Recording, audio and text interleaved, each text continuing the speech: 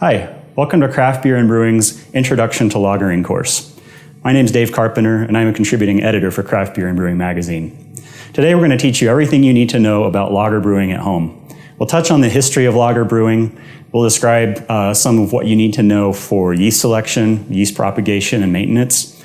We'll discuss fermentation methods, including temperature control strategies that let you lager and brew lager beer at home.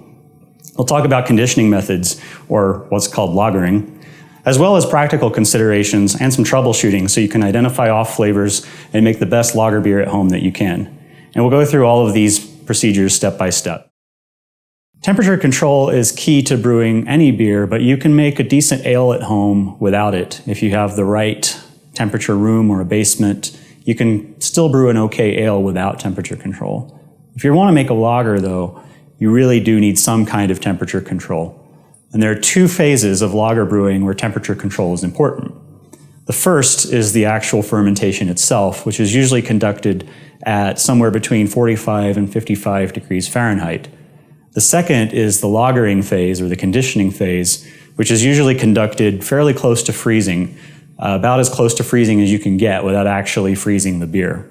There are many methods to achieving this kind of temperature control, and they range from the fairly crude to the very sophisticated, and we'll talk about several of those in this class.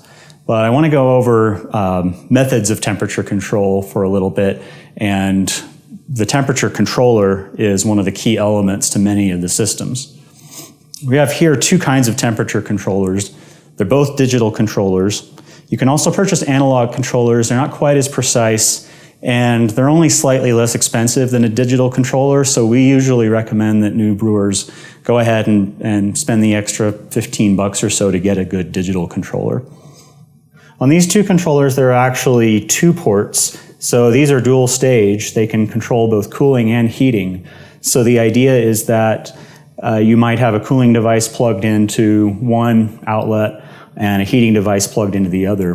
When you're brewing lager, most of the time you're not even going to need to bother with the heating device. That's more for if you need to keep an ale warm in the winter. With a temperature controller, you tell it what temperature you want to maintain, and then it cycles some device on or off. It might be your refrigerator or freezer compressor. It might be a pump of some kind. You plug that into here, and based on the temperature it reads with this probe, it will turn this port on or off, therefore turning your freezer on or off, or your fridge on or off, or a pump on or off. There are also some fairly easy methods you can do if you don't have the sophisticated temperature controller yet, although it's definitely worth getting one.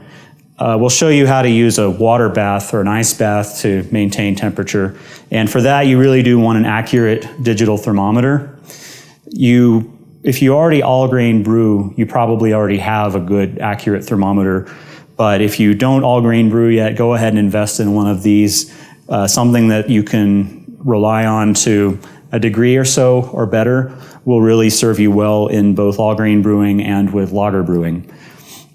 These candy thermometers are okay. It's better to go ahead and get a good digital thermometer, though.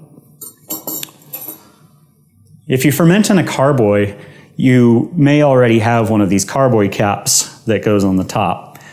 This metal rod that goes through it is called a thermowell, and what it does is it sits down in the carboy, and it's closed so nothing can get in or out of there.